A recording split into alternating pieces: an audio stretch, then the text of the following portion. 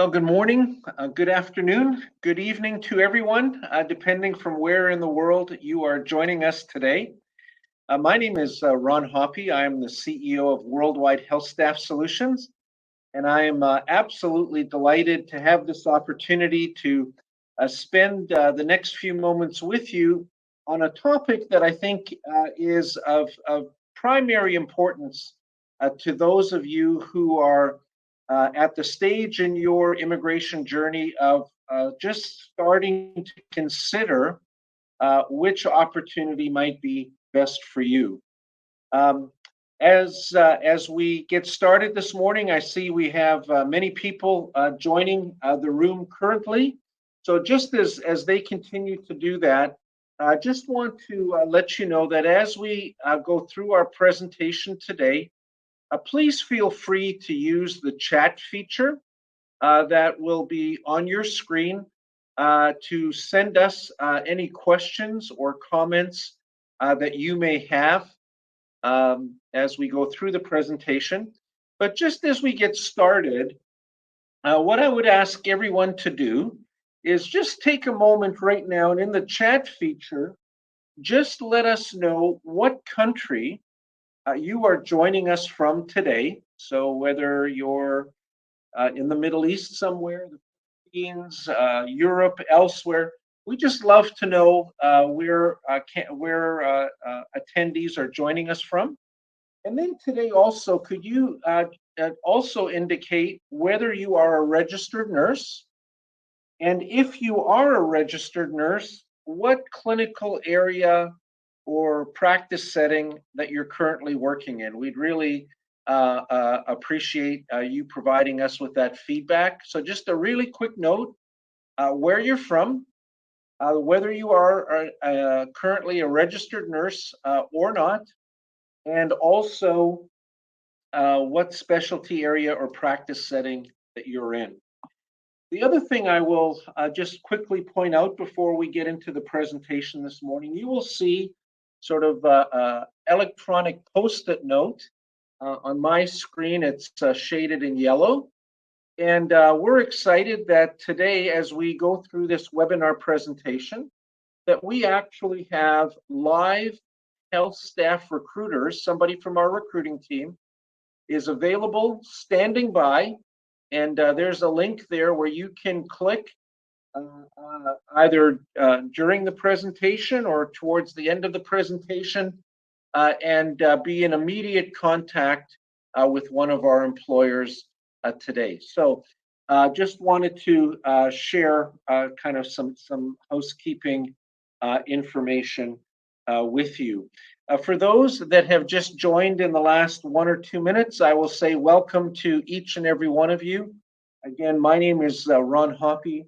I have the great pleasure of serving as the Chief Executive Officer of WorldWide HealthStaff Solutions, and I'm excited to be spending time today speaking with you, sharing with you, answering your questions on how to get the best job offer from an employer.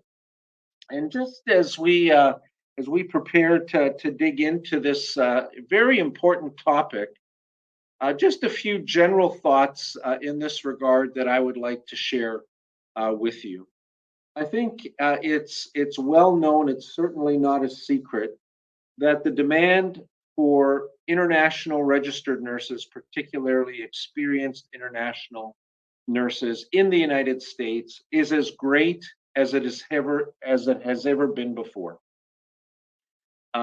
Here at WorldWide HealthStaff, we've been doing this work, direct hire international recruiting, for more than 24 years now. And in the course of those entire 24 years, I've never seen the demand for international nurses in the United States as strong as it is now. In fact, health staff, we find ourselves in a place where we have today more clients who are offering more jobs in more locations than ever before. So it really is an exciting time and a time of great opportunity. But with great opportunity also comes the need to exercise some caution and some due diligence to ensure that you don't just get swept along sort of with this wave of recruitment, but that you in fact are as well informed and as fully informed as you can possibly be. You know, it's interesting that here at the health staff office, we get several inquiries every week, several inquiries from every week from nurses around the world, and the conversation goes something like this. They will say, uh, you know, I've recently accepted I accepted a job offer from this agency. Um, and now I've really reviewed it, and I've really gotten some more information, and now I think that offer is really not right for me.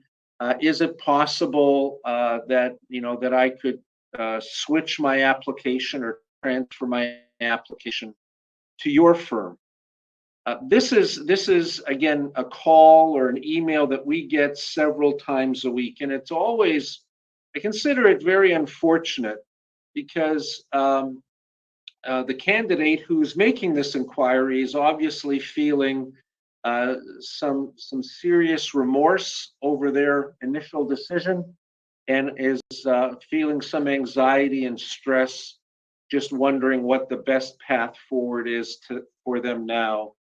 What obligations do they have, etc.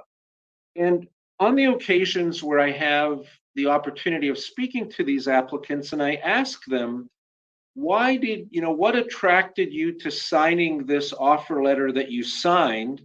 What was your motivation for signing? And now you have second thoughts.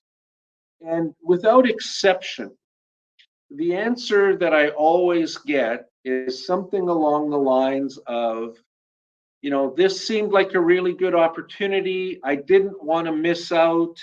The recruiter said that these opportunities were only available, today or tomorrow, and if I didn't make a decision, the opportunity would go away.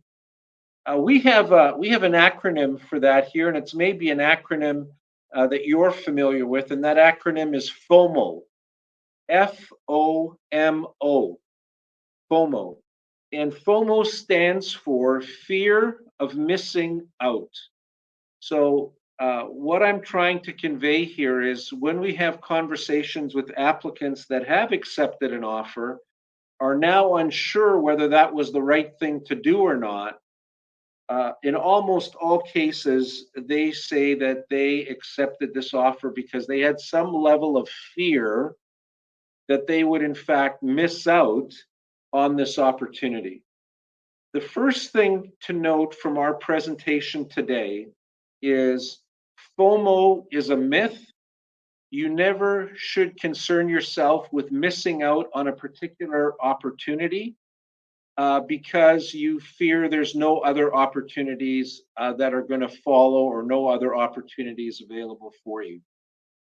It is well established, as I said, the demand and the interest in international nurses here in the United States has never, in my 24 plus year career, been higher than it is right now for international nurses. So if you are considering your options and you have an opportunity in front of you, and you are feeling a level of anxiety to accept that offer because you're not sure when another similar or better offer perhaps may come around, if you take away anything from the presentation today, please take away that FOMO is not a good reason ever to make one of the biggest decisions in your life. And I would just ask that that you really take note of this. And we're going to get into some very practical, hands-on tips and suggestions and things that you can do as you consider how it is that you can get the best job offer from a U.S. employer. If you've ever heard me speak before, or if you've read some of the material on our website, you will have come across or you have heard me say that all job offers are not created equal. The job offer might be for a nursing position. The job offer might include rather permanent residency or green card visa for the U.S. But that is about as far as the similarity will go between the various types of job offers that you may receive. Again, what we want to focus on this morning is to empower you, to give you information that you can use as I said, in making one of the biggest decisions of your life. Educate yourself is the single most important recommendation and suggestion that we have to offer to you. But before you even educate yourself on the different types of offers that are available and how to evaluate offers, I think before you even enter sort of the recruitment marketplace and start putting your application forward, I think really the place to start is for you to take the time to identify what your personal and professional priorities are as you prepare to go down this immigration path. What is it that you are hoping to achieve for your future? Are you looking to be located in a certain geography?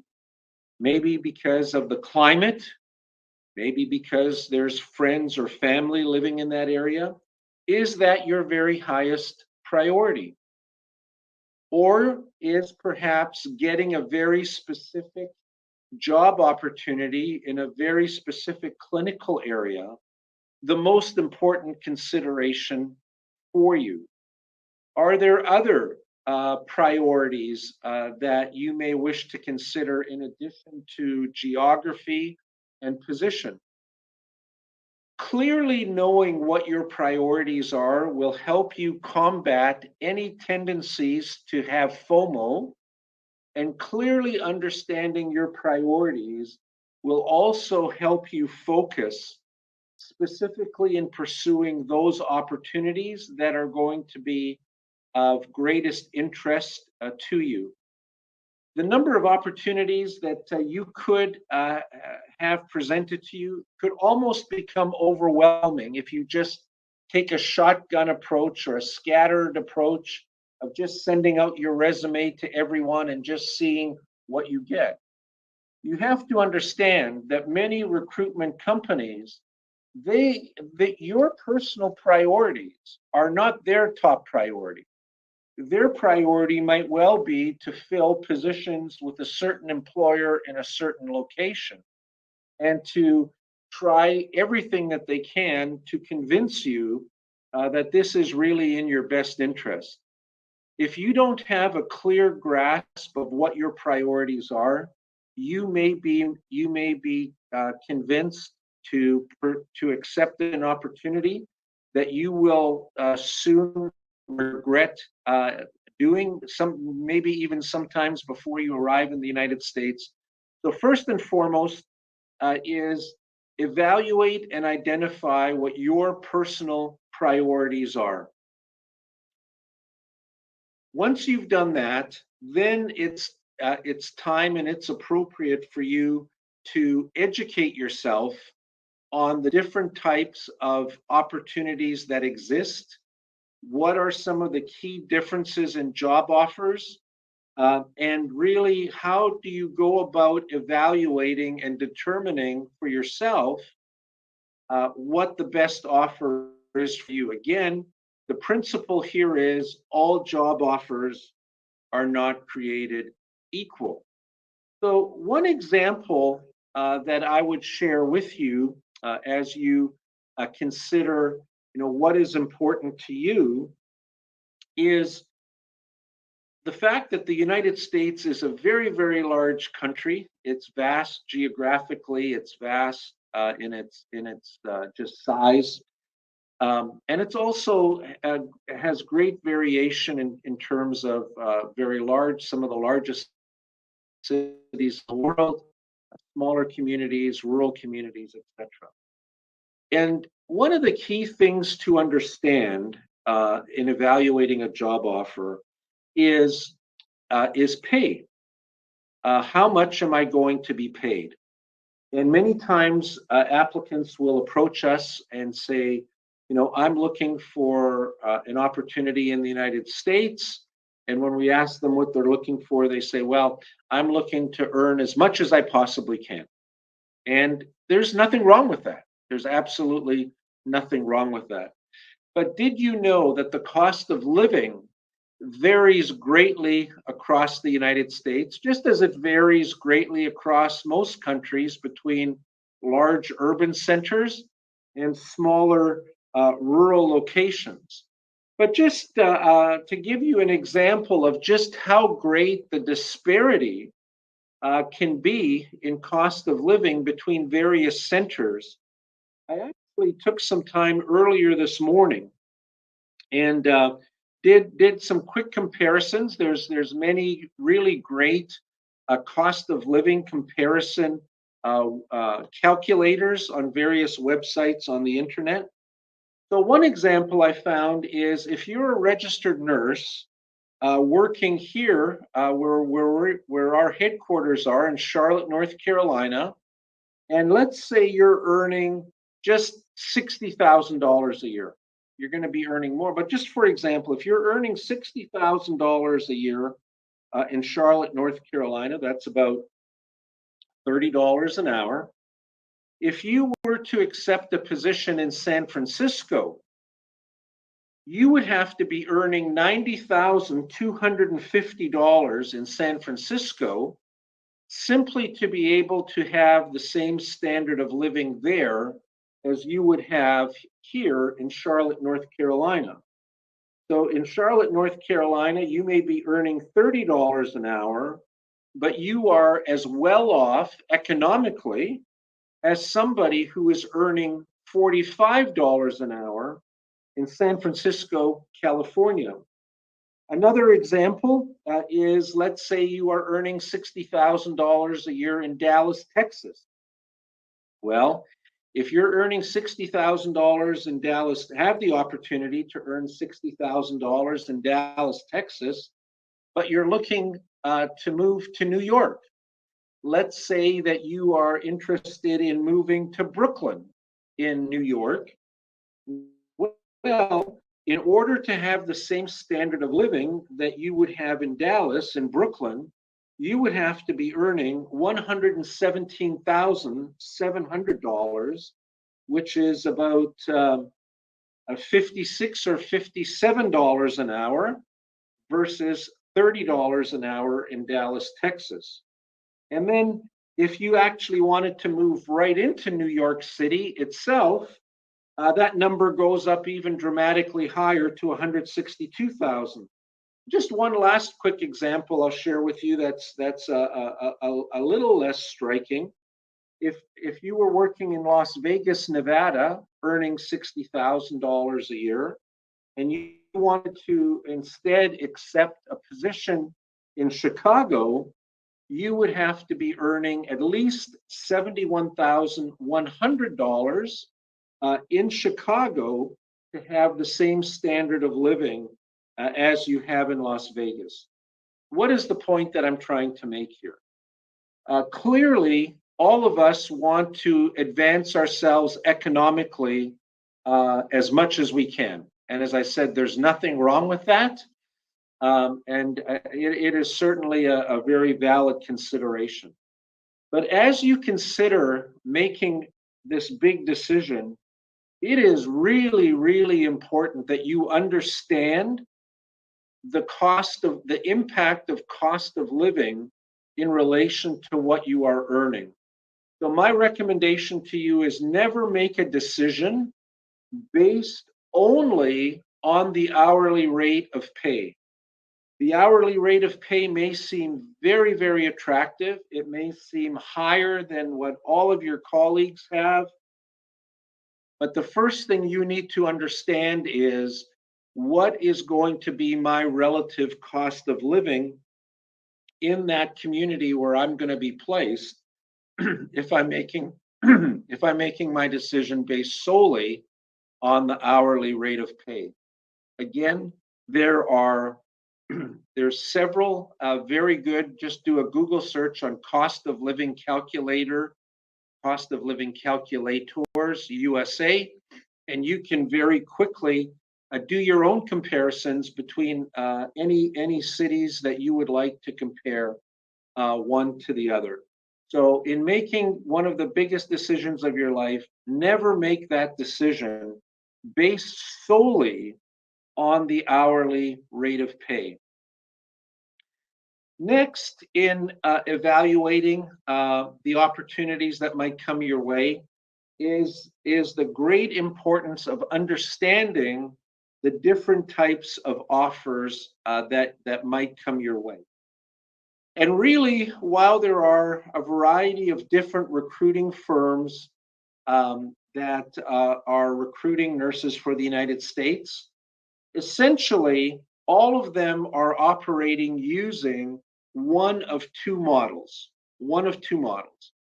One model is the staffing agency, contract labor, travel nurse type of organization.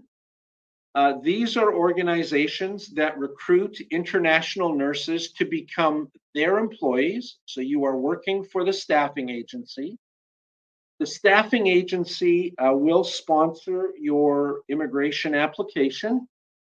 And when you arrive in the United States, they will assign you to a location of their choosing.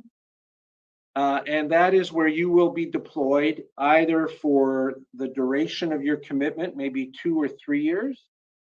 But there's also some staffing agency models where they will say we have the ability to relocate you every 3 months or every 6 months. So be aware, these can be good opportunities. These types of opportunities are probably better suited to individuals that are single. These opportunities are not as well suited for opportunities for applicants that have a family, a spouse, children, etc.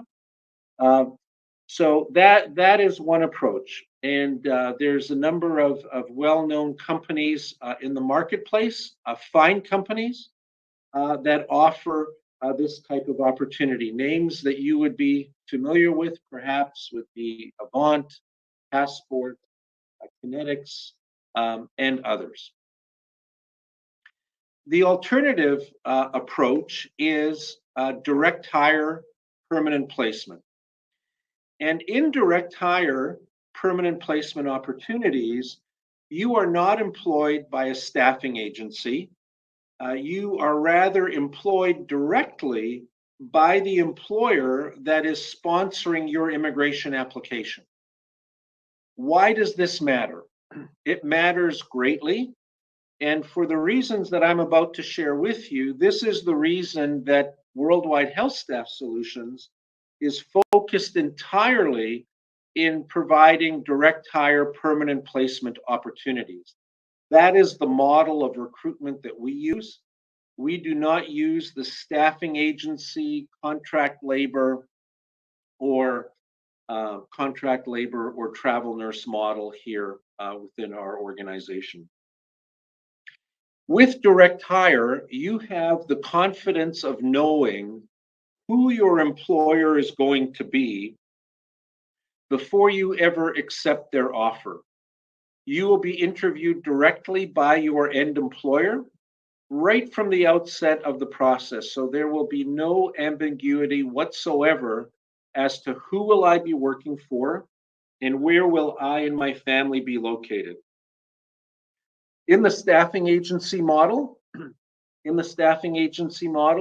when you are in a place where you have to decide whether you are going to accept their offer or not, it is almost a certainty that you will not know for certain where it is you will be located when you arrive in the United States.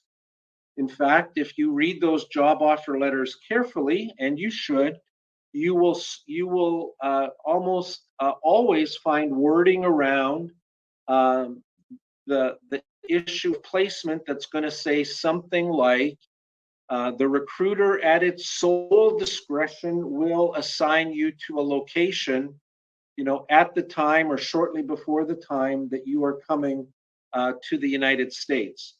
So direct hire, a key advantage is from before the time that you accept your offer who your end employer is going to be. Secondly, in the direct hire model, you also know that when you arrive, that you will receive the exact same pay and the exact same benefits as every other nurse working for that employer that is similarly qualified as you are. So if you arrive with 5 years of experience and you are starting your employment with one of our direct hire employers, you're going to be earning exactly the same as every other nurse working for that employer that has 5 years of experience. You will be paid fairly. You will be paid equitably. Another great advantage of direct hire, in addition to being paid the same as the staff, you will receive the exact same benefits that hospital employer is providing to their staff. Everything from health care to retirement savings, to continuing education support, to short-term and long-term disability coverage, and a variety of other benefits that are generally offered. While it's not a universal statement that I would make, I think it is an accurate statement to say that generally speaking, the benefits packages offered by end employers are superior to those that are offered by staffing agency or staffing agency or contract labor type of organization. So, to recap, understanding the impact of cost of living and not making decisions based solely on the hourly rate of pay, understanding the difference between direct hire job opportunities and opportunities presented by staffing agencies or contract labor providers or travel nurse companies. These are two of the very, very foundational things that you need to take time to consider and that you need to be taking into account very seriously if you are focused on making the very best decision for your future. Next, I will say the recruiter that you're working with matters a lot. The recruiter that you are working with matters a lot. The recruiter you're working with is someone that you're going to have a relationship for an extended period of time. You're going to be working with them for a year and a half or 2 years. And it is really important that you are working with an organization that has the experience, and even more than the experience, has the resources to support you step by step through each step of the recruitment process. A very good way to begin to identify the recruitment firm that you would want to work with is to visit the CGFNS Alliance for Ethical International Recruitment website. I think most of you are familiar with the CGFNS organization. The CGFNS Alliance is part of the overall CGFNS organization, and the Alliance has a program where they certify recruitment companies for their commitment to follow ethical international recruitment practices. Now, even on that list, all recruiters are not equal, but I would certainly say start by looking at that list. And if some recruitment agency is not listed there with the CGFNS Alliance, then you should simply, simply turn away from that opportunity and focus on connecting with one of the recruitment firms that's on that CGFNS Alliance list. If an organization is not listed there, they're probably not of the caliber or don't have the resources that are going to be required for your immigration journey to proceed smoothly and seamlessly over time. Experience matters, resources matter. Here at WorldWide HealthStaff Solutions, we've been doing one thing and one thing only for more than 24 years, and that is direct hire international healthcare recruiting. Today, we have a team of over 150 full-time employees that are located in various parts of the world and available to provide everyone in our candidate pool with the professional support and attention that they expect and that you will need as you go through this process. So before you can make this big decision and before you really even embark on this path, the point is educate yourself. It's really, I would say, 50% of the total equation. Just think about the time and effort that you spend studying for, preparing for, and taking the Nclex exam. You want to make sure that you have done everything you can, that you have the best information you can, so that you can be successful in passing the exam. You should take exactly the same approach to evaluating your priorities and evaluating the type of opportunity that you're going to pursue as you do in preparing for the Nclex exam. Remember, you are making decisions that are going to impact the rest of your life. A common saying here is measure twice, cut once. So this is a construction reference that says, you better measure twice before you cut a board, because if you cut it incorrectly, you may not get a second chance and that board may be wasted. So take the time. FOMO is not a thing. You are not going to miss out. Take the time to get yourself informed, educate yourself, so you can then move forward with confidence in pursuing the opportunity that's going to benefit you the most for years and years and years to come. I'd like to just jump ahead here for a moment. So once you've taken the time to prepare yourself, to inform yourself, and to ensure you have the confidence to go forward, the next thing then to focus on is what are the things that you should do as an applicant that will make you most attractive to potential U.S. employers. What are the things that you as an applicant can do now, regardless of where you're at, even if you haven't taken Nclex? What are the things that you can do now that will make you as attractive as can be, or most attractive to potential employers in the United States? I've purposefully left a couple of points off this slide, and I did so because I'd like to ask those of you that are attending, again, just in the chat feature, to just briefly respond. What do you think is one very important thing that you need to do as an applicant to position yourself with U.S. employers? One thing that's not listed on the slide. I'm just going to take a moment here and pause so that you can give me your responses here in the chat. I'm interested in hearing from you. What is the one very important thing that you need to do to put yourself in the best position with a U.S. employer that isn't listed here?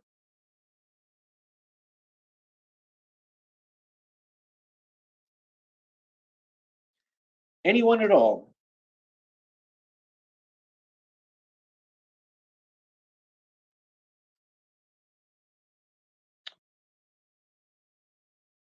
All right, I'm not seeing any responses here. Or let me just scroll down. Maybe I'm. Yeah, so I'm not seeing any responses to my question. Here we go. Now they're coming in. Now they're coming in, and many of you are exactly correct. The number one thing that you need to do if you're seriously looking to pursue a nursing opportunity in the United States is take and pass the Nclex exam. Take and pass the Nclex exam. This is just, I can't tell you how critical this point is. I can't, overemphasize the necessity for taking and passing the Nclex exam. Why is this so important? Well, firstly, Nclex is required for two of the key aspects of the immigration process. Nclex is required to be able to file an immigration application for you. A copy of your Nclex pass letter is one of the required documents that does need to be submitted. So, if you want to have an immigration petition filed for you, you do need to pass the Nclex exam. Secondly, you're going to need to pass the Nclex exam if you haven't already done so, because it is a requirement to obtain an RN license in the United States. Without having passed Nclex, you will never be eligible for licensure in the US. So, as you consider opportunities before you, the best employers that are the most attractive employers in the best locations with the best opportunities are almost certainly going to require that you have passed the Nclex exam before they will even agree to interview you. Now, it is possible to be interviewed, and it is possible to receive and accept a job offer letter before you pass the Nclex exam, and perhaps that job offer letter provides you with some sense of accomplishment or some sense of security for the future. But until you pass the Nclex exam, you can have one job offer, you can have two job offers, you can have 20 job offers. It doesn't do you any good because you are not going anywhere from an immigration perspective until you have passed the Nclex exam. So if you are looking to position yourself in the best possible way and to have your application stand out from all the others with the best employers or the employer of your choice, the number one thing that you need to do is to pass the Nclex exam. I see here in the chat that somebody has referenced that they have passed the CGFNS exam back in 2005. And there still are a few individuals that have passed that exam that are not yet in the United States. And just as a quick aside, if you have passed the CGFNS qualifying exam, that is sufficient for filing an immigration petition, but it is not sufficient for obtaining nurse licensure in the United States. So while that CGFNS exam from years and years ago can help you and get your immigration application started, it is not going to be sufficient for you to obtain nursing licensure in the United States. So number one, take and pass the Nclex exam. I don't know, maybe some of you had the opportunity to join our webinar last week that we did in conjunction with the Rachel Allen Review Center.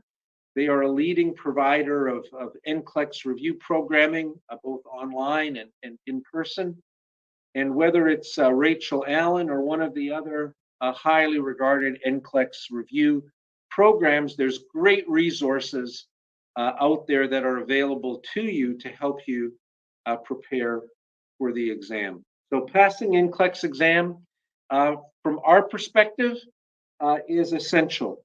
All of the employers that we recruit for, with the exception of our dialysis clients, require candidates to have passed Nclex before they will even interview the candidate. So take and pass the Nclex exam will separate you from all the other applicants that are also interested and have not yet passed the exam. So this is a high priority under the heading of things that you should do. Now, some recruiters may require that you pass the English language exam before you interview. Here at HealthStaff, our requirement is that you pass the English language exam after you accept a job offer if you haven't done that previously. And I'm very excited that in the recent past, we've added a great in-house resource.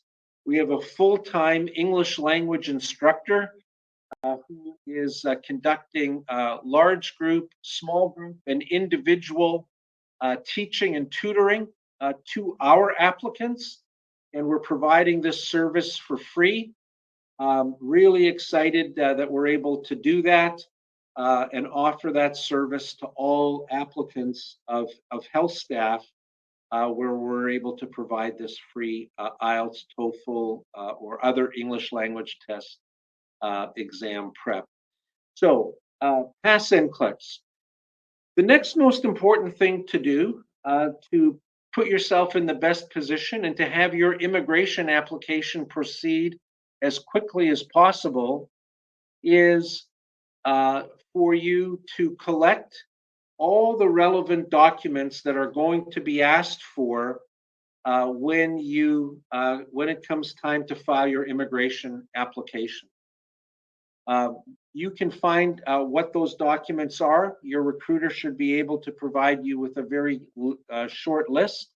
You know, it's the things you would expect: your passport, photo ID page, birth certificate, marriage certificate, educational transcripts, evidence of your licensure in your home country, evidence of licensure if you're currently working outside of your home country. These are the most common documents that are going to be required. Start collecting them now. Sometimes it can take some time to get things like educational transcripts, etc. So start collecting your documents early so that you can have them available in support of your immigration application being filed as quickly as possible. Likewise, be prepared. It is ideal if you can take and pass one of the required English language exams before the time that you're interviewed. Again, here with HealthStaff, it is not essential, but it is just another way that you can position yourself and separate yourself from all of the other candidates that have not yet achieved that. Likewise, if you have not yet initiated an application for your visa screen certificate, it is our very, very strong recommendation that you do so as soon as possible. If we have an applicant that has passed the Nclex, has passed one of the required English language exams, and has the visa screen certificate together with the appropriate work experience, those candidates, very honestly, are being prioritized for interview ahead of candidates that don't have all of these requirements completed. It's just that simple. So if you are looking to put yourself in the very, very best position It is important that you pass Nclex. It is important important but not essential that you pass the English language exam before you would even interview. That you initiate the visa screen application as soon as possible, but certainly no later than the time that your immigration petition would have been approved. So if you are accepting an offer from an employer that is using premium processing, your application is going to be approved very quickly, all things being equal. So being aware of the visa screen requirement is also very, very important so that you can put yourself in the best possible position. So just to recap the two key concepts that we've touched on so far today. The first is before you even enter the recruitment marketplace or before you start sending your applications or resumes out, the first thing that you need to do is to take some time and identify what are your personal and professional priorities, and then have those guide you as you take the next steps in the process. Secondly, take the time to research and understand the differences between the two primary types of offers that are available to you: direct hire versus staff agency. It is really, really important that you understand the differences between those two, because they have the potential of dramatically impacting your future path once you get here to the United States. It's the difference between knowing with absolute certainty where you will be located versus not knowing where you will be located. Your job offer letter. It means the difference between knowing that you will be paid fairly and in line with all the other staff that are working at the location that you will be assigned, versus being paid at a rate that is determined by the staffing agency that may or may not be equal to what the staff working directly at that facility are earning. So that's the second really important point. Thirdly, understanding the very serious impact of cost of living across all locations in the United States.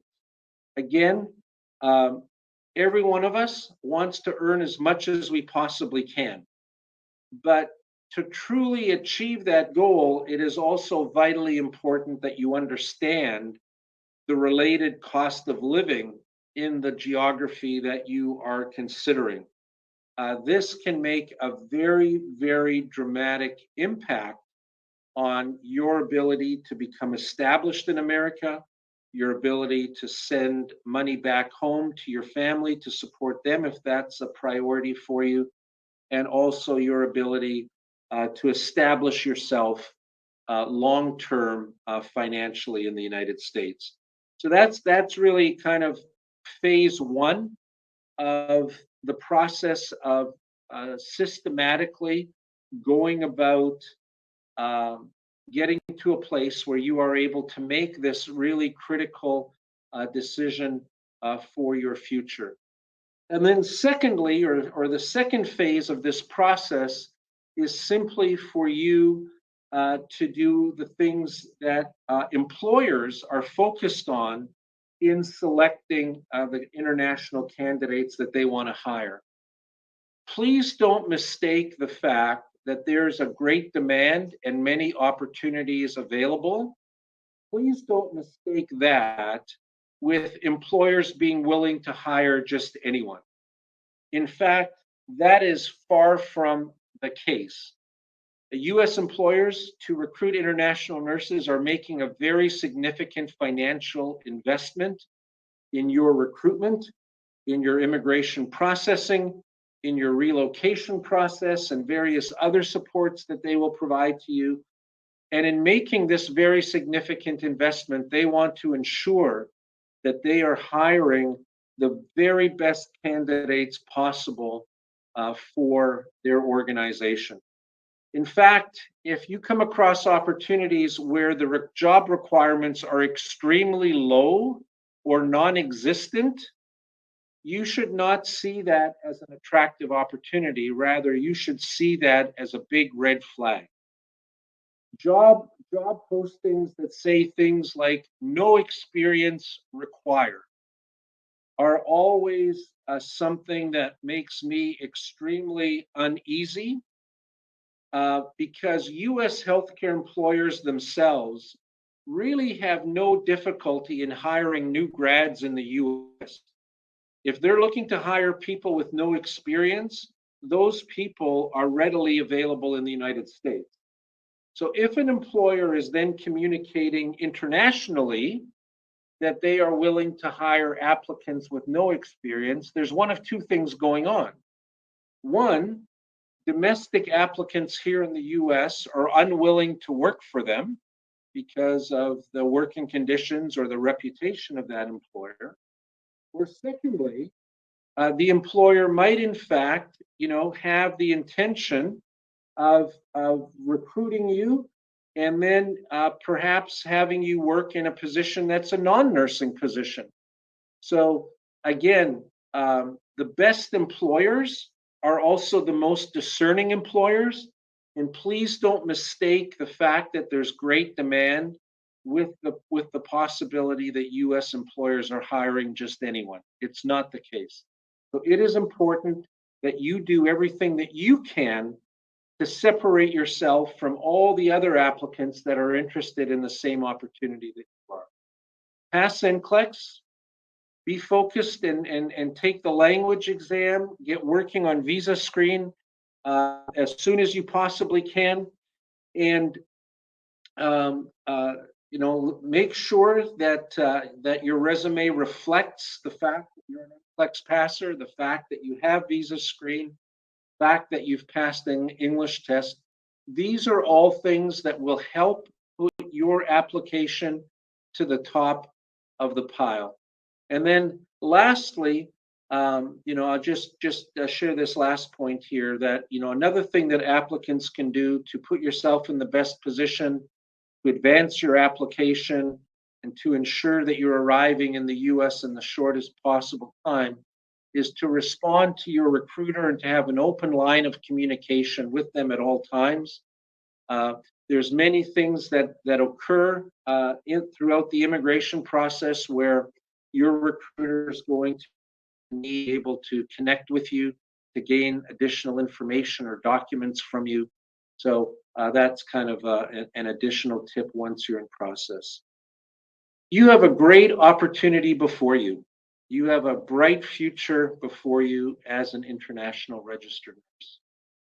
Taking the Nclex exam is no small thing, I acknowledge that, but consider it to be an investment in yourself. Consider it to be an investment in your future. And I can tell you with absolute certainty that of all the investments that you might make in your lifetime, investing in yourself to take the Nclex exam is the greatest investment that you will ever make, that will bring you the largest return of any investment that you will ever make, because it is the investment that opens the door to a very bright and prosperous future for you. So with that, I will conclude my comments or my presentation for this morning, or for today rather. And I would be just really happy to take several of your questions. They've been coming in very, very quickly. I don't think we're going to be able to respond to them all, but I certainly do want to respond to some of them. And please know also that you will be receiving an email within the next 24 hours that will provide you with a recording of today's presentation, and that you can review at any time. I'd also invite you to share the link to that recording of today's presentation with any one of your friends or colleagues that you think would be interested or may benefit from this information. So please be on the lookout about this same time tomorrow for an email with a recording of today's presentation. So with that, I'll ask Tracy and CJ, who are helping me here during our webinar today, to bring forward a couple of questions that we can respond to while we're all online. All right, awesome. Thank you, Ron. That was an amazing presentation. So good morning, good afternoon, and good evening to everyone who's watching. So right now I can see that we have 157 viewers out there. So we appreciate the time that you're with us today. And I am CJ, the Applicant Engagement Manager at WorldWide HealthStaff, and I'll be with you with the Q&A session for today. So Ron, we have a few questions here. So first question is, do you consider nurses who have short employment gaps, like maybe currently working 2 months as of today? Yeah, short gaps in experience are generally not a big issue. It depends. It depends on just a little bit on what the reason for that gap was. But if somebody has a gap of, that's measured in months and they're back working as a nurse now, then I really don't see that being an issue ever. And we would certainly welcome such an application. All right, thanks, Ron. Next question is, what are the chances of those who don't have a bedside experience but still working in the medical field, such as in dermatology and cosmetic area? Do they have chances in working in the US? Yeah. So the answer, CJ, is it depends. It really depends. It depends on what their total experience has been over the course of their career. But one thing I can say for certain, if you're not working in a direct hands-on nursing position, so if you're not working at the bedside, either in acute care or long-term care, or you're not providing direct patient care in a dialysis clinic, etc., it would be entirely unrealistic to think that you would find a position working with a large hospital in their ICU or OR, etc. So, experience has to be evaluated on an applicant by applicant basis. As I said, short gaps in employment are usually not an issue. But if you're looking for a registered nursing position and you haven't been at the bedside in some time, I'll just say it will definitely limit the range and the types of opportunities that you would find with credible U.S. employers.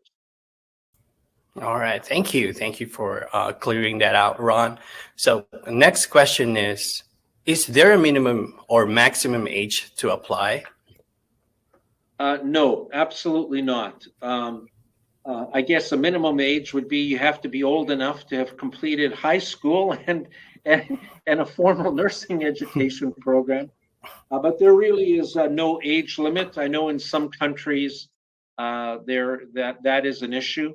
But here in the United States, no employer is allowed to make hiring decisions based on age. So whether you are 30, 40, 50, or 60, if you are otherwise qualified, your application is welcomed by us. All right, thank you.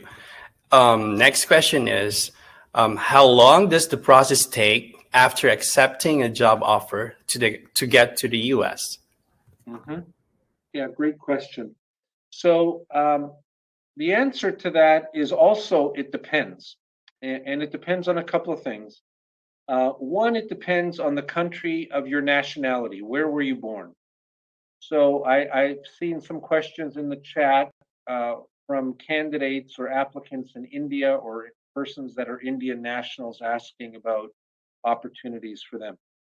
So for example, those persons that were born in India, China, Mexico, the processing time for them right now is such that an application for permanent residency as an RN in the US is really not viable.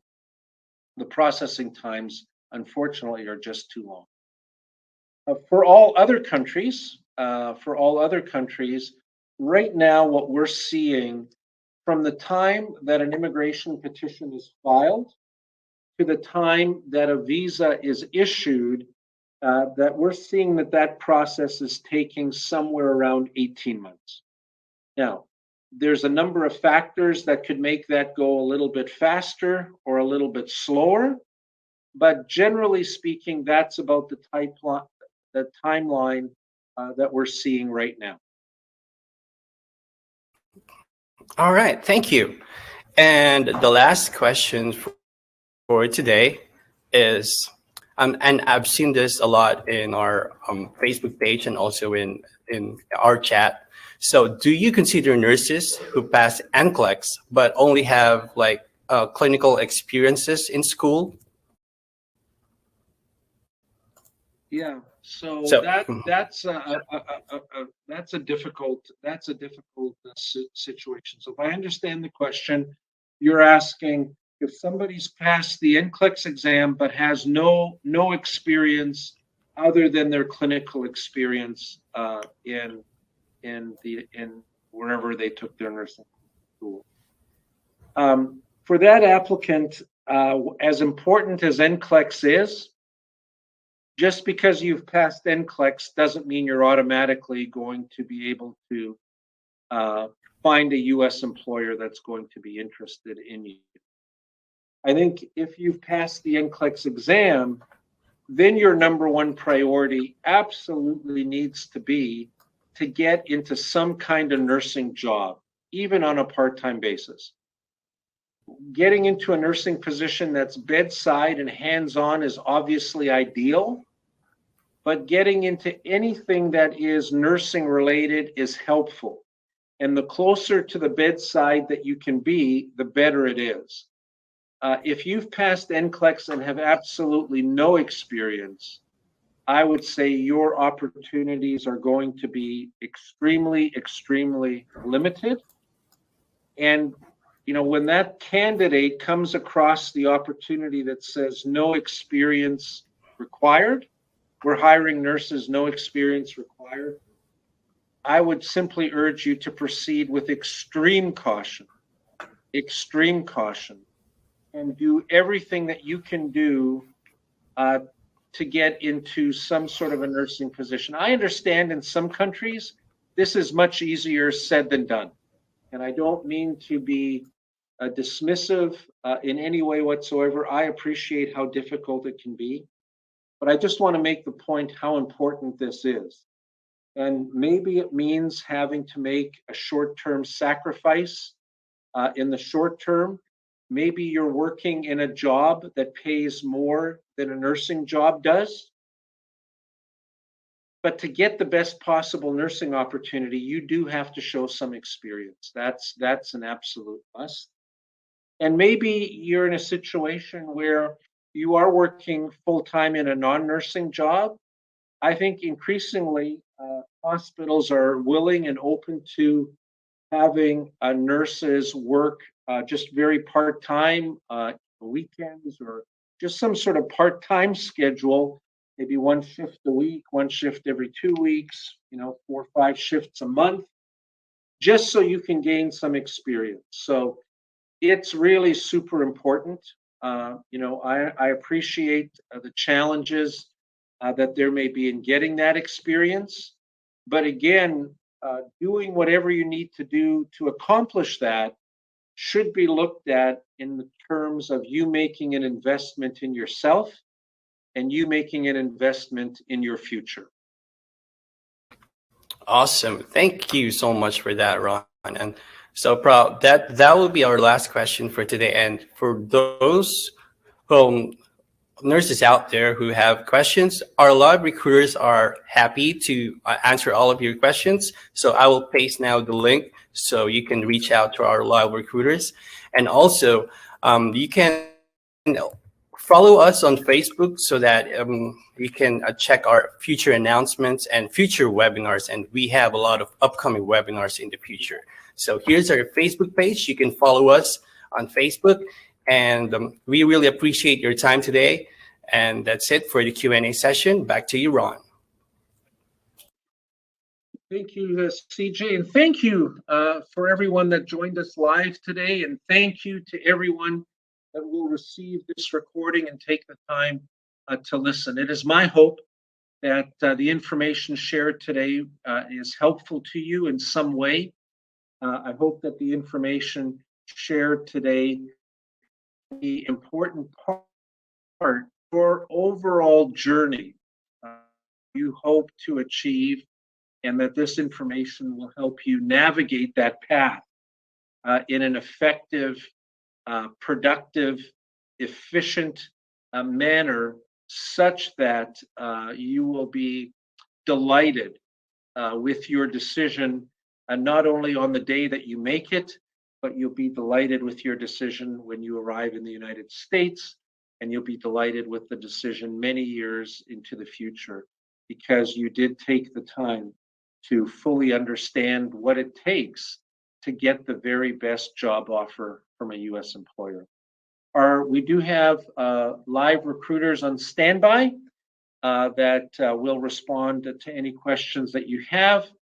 If you are attending live, if you are watching a recording of this presentation, we may have live recruiters depending on the time that you're viewing.